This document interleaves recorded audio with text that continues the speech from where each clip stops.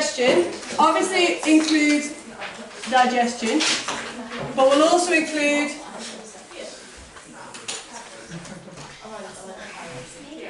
absorption. So, this is a person. This is their mouth, and they have just consumed starch. So, starch digestion in the mouth is the hydrolysis using the enzyme amylase. Oh, actually, I think I'll switch that back on. Is that better? Does that look alright? Yeah. Okay, so starch digestion involves amylase to break it down into maltose. Don't jump straight to glucose because it isn't. This is a hydrolysis reaction. The enzyme is specific, it has a specific active site that binds to the starch, breaks it down, hydrolyzes the glycosidic bond. Is broken. So, then it goes down the esophagus into the stomach, and in the stomach the pH is 2, and you have enzyme endopeptidases like pepsin, which hydrolyze peptide bonds, and that makes long chain polypeptides into shorter chain polypeptides. You also have in there exopeptidases, and exopeptidases work on the outer edges of the polypeptide, so they form dipeptides. So this is exopeptidize, hydrolyze peptide bonds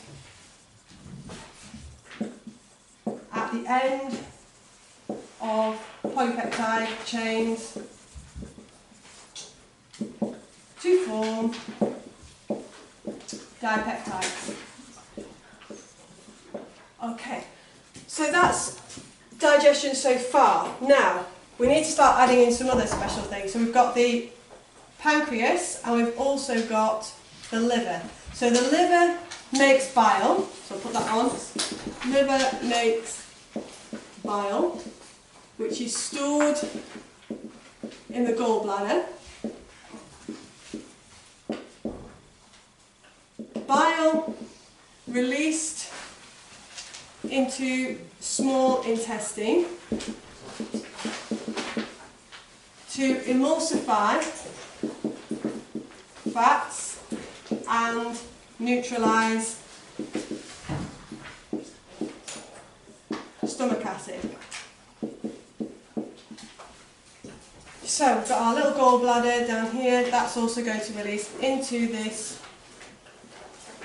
small intestine.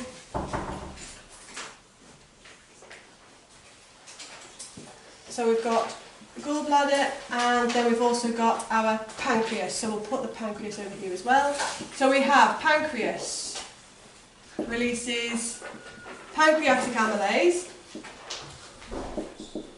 So that's going to do, again, starch into maltose. You've also got lipase, which is going to convert triglycerides into monoglycerides, be warned about that, and fatty acids. And again, you need to mention the bond that it hydrolyzes by hydrolyzing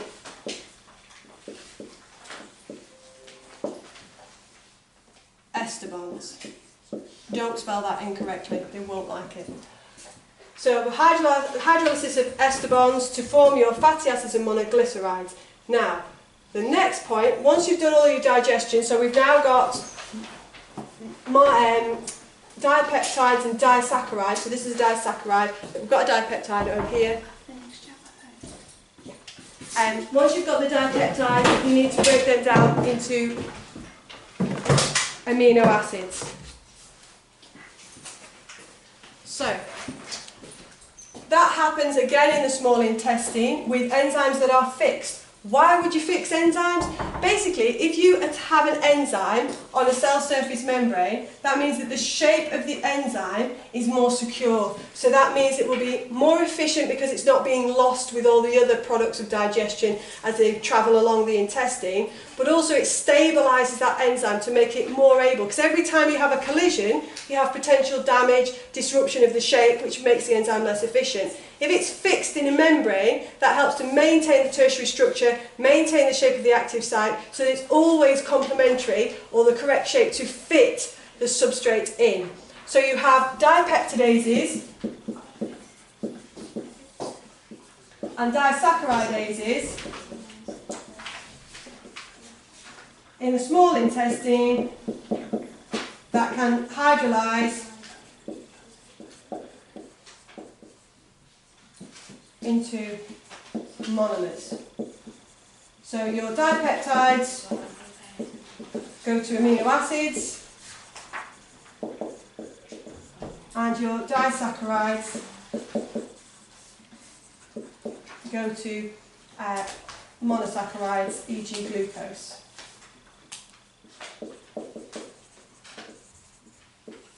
Now, one thing that you notice, or that I've noticed with candidates when they're writing their answers, is that they have a tendency to talk about two things at once, and then that loses the specificity of your answer. So as I've done there, this is not a very good sentence. You could do this much better.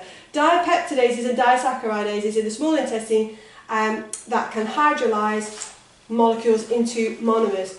That's not very good. What I should have done is these sentences at the bottom here. I should have said that dipeptides are hydrolyzed into amino acids by dipeptidases and disaccharides are hydrolyzed into monosaccharides by disaccharidases. Now I know that that is more wordy, but the point is a more wordy answer is more likely to get you marks. So we've seen marking your past paper questions that you've done in your past paper questions booklet, especially in the first year, on questions like digestion, that you will group together bits of information, and that's not good, especially when it comes to this next bit, which is absorption. So I'm going to talk now about absorption. We've got all the monomers that we need, we've got our breakdown products of lipids. Now what we need to do is work out how we're going to absorb those in the small intestine. So in the small intestine, we're going to take first of all the monoglycerides and fatty acids, because that's the one that's a little bit more wordy, a little bit more complex.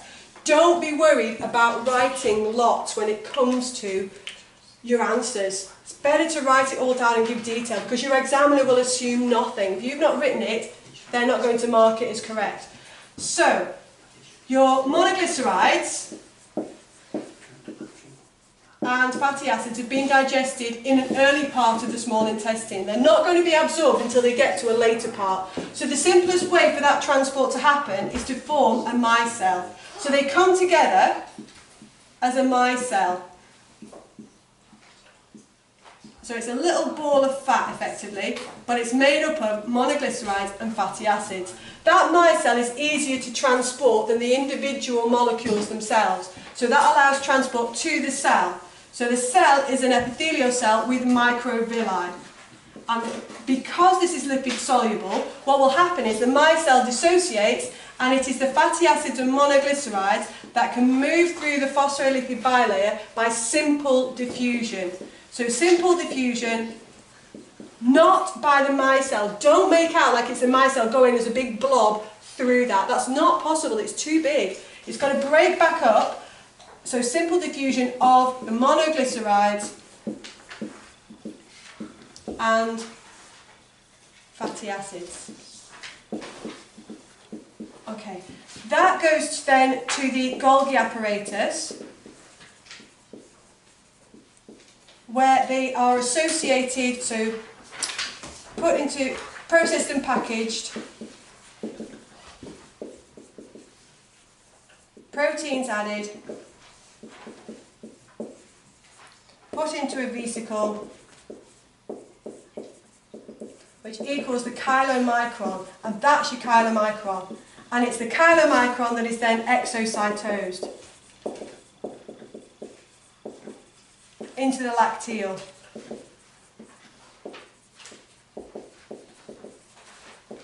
Okay, so that's the absorption of your lipids. Now, what we need to talk about next then is the absorption of amino acids and glucose. And what candidates did on the, well, students did on the past paper questions booklet is they actually grouped that together, and that doesn't work.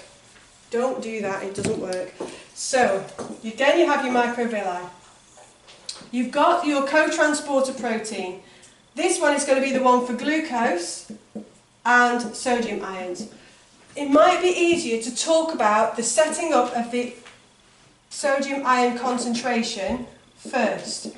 So we talk about how ATP is used, an active transport and a pump, to pump out sodium ions from the epithelial cell. That sets up a concentration gradient for sodium into the cell, because there's less sodium inside the cell than there is outside the cell. So that means that there is a concentration gradient.